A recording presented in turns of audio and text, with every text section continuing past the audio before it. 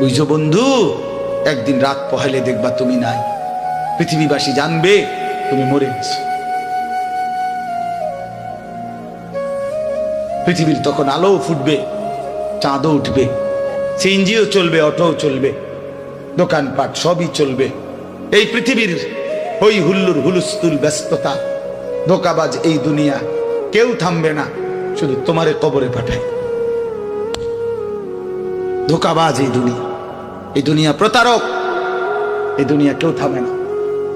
সামনের CNG accident করলো, পিছনের সিএনজি থামে না, ছাড়ি দিয়ে যায় না। সামনের গাড়ি অ্যাক্সিডেন্ট করলে পিছনের গাড়ি থামে না, ছাড়ি দিয়ে যায়। স্বার্থপর এই দুনিয়ায় কেউ থামে না। হ্যাঁ, বাপরে দাফন কইরা এই সন্তান, এই বউ বাচ্চারাই আবার এসার পরে ওই দিনকেই ভাত খায়, খায় না? পেট বইরা খায়। লগের ঘরের থেকে আর আইন্দা আনছে, এরা ঠিকই পেট ভরে খায়। তো ওরা না কাঁদলো বিকালে, ওরা না দুপুরে কাঁদলো, কোন ভাত খায় খা। স্বার্থপর, কেউ থামে না দুনিয়া, আলো বাতাস সব চলে, তুমি বন্ধু থাকবে। আল্লাহকুমুত তাকাসুর হাত্তা যুরতুমুল মাকাবির। আল্লাহ বলছে, বান্দা আখিরাত ভুলে গেলা, দুনিয়ায় ডুবে গেলা, তবে মনে রেখো হাত্তা যুরতুমুল মাকাবির, এরই মাঝে কিন্তু একদিন কবরস্থানেই পৌঁছে যাবে। হ্যাঁ, কই পৌঁছে যাইবা?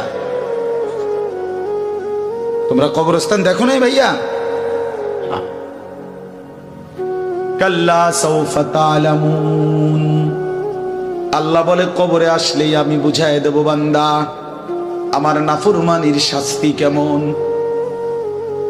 সুম্মা কাল্লা সাউফা তা'লামুন। আবার নাফরমান হাসরের ময়দানে আসলে আমি আবার বুঝাই দেব আমার অবাধ্যতার শাস্তিটা কি। একবার বুঝাবো কবরে। তাফসীরের মধ্যে আছে কাল্লা সাউফা তা'লামুনা ফিল কবরি সুম্মা কাল্লা সাউফা তা'লামুনা ফিল আখিরাহ। আল্লাহ বলে, একবার কবরে বুঝাইবো আমারে ত্যাগ করা, আমার নাফরমানি, আমারে সিজদা না করার শাস্তিটা কি। কবরেই টের পাইবা। ওয়া ইউকাইয়াদু লাহু মালাকুন আমা ওয়া আসাম্মু আবকাম।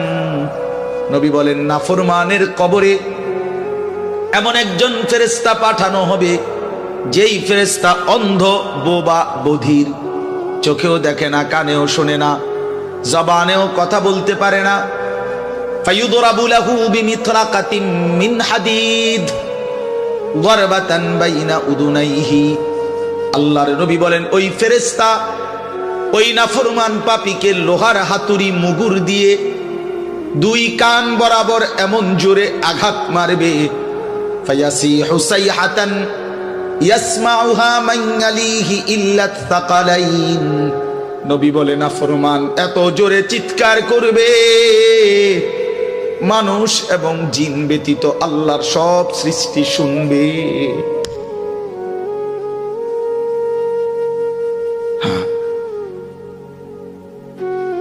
বহু কবরস্থানে এমনও হয়, গরু ছাগল রশি ছিঁড়ে লাইতে চায়, জানেন এটা? ওরা শুনে, ওরা শুনে কবরের আযাবের আওয়াজ, এজন্য রশি ছিঁড়া ফেলতে চায়। প্রিয় বন্ধু, কষ্ট পাইবা, এই অনিবার্য বাস্তবতা কবর ইমানদার হিসাবে অস্বীকার করার কোনো জো নাই। পাশ কাটাইবার কোন সুযোগ, এই দল কিংবা এই দল, আমি কিংবা তুমি, কেহই অনিবার্য এই সত্য, চিরন্তন এই বাস্তবতা, নিদারুণ এই সত্য, কবর, আখিরাত, মৃত্যু, এটাকে পাশ কাটাবার সুযোগ নাই, নাই। অতএব আমি অনেক নওজোয়ান, তোমরা মাশাআল্লাহ এই ভালোবাসা কি দিয়া মূল্যায়ন করে, এই মহব্বত আল্লাহর জন্য।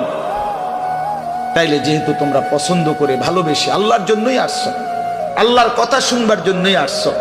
আমি অনুরোধ করি তোমরা আরেকটু আগাও। যেহেতু আল্লাহকেই ভালোবাসো, আল্লাহর কথাই শুনতে চাইছো, আল্লাহর জন্যই বসছো ভাইয়া, দাঁড়াইছো, তো আর একটু হিম্মত করে সেজদা দিয়া দাও, মালিকের সেজদা দাও, ঠকবা না। আল্লাহরে সেজদা দিয়ে কেউ ঠকে না, আল্লাহর গোলামি করে কেউ ঠকে না। প্রিয় ভাই, নষ্ট হইও না। প্রিয় সন্তান আমার, নষ্ট হইও না।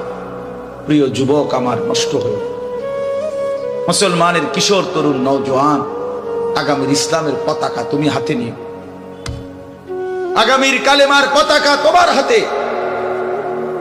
সারা পৃথিবীতে ইমানদারের বিজয় হবে, হচ্ছে। সারা পৃথিবীতে মজলুমের বিজয় হচ্ছে, জালেমের পতন হচ্ছে। কোথাও সারা পৃথিবীতেই জালেম থরথর করে কাঁপতেছে। হ্যাঁ, সারা পৃথিবীর বাস্তবতা, শুধু বাংলাদেশ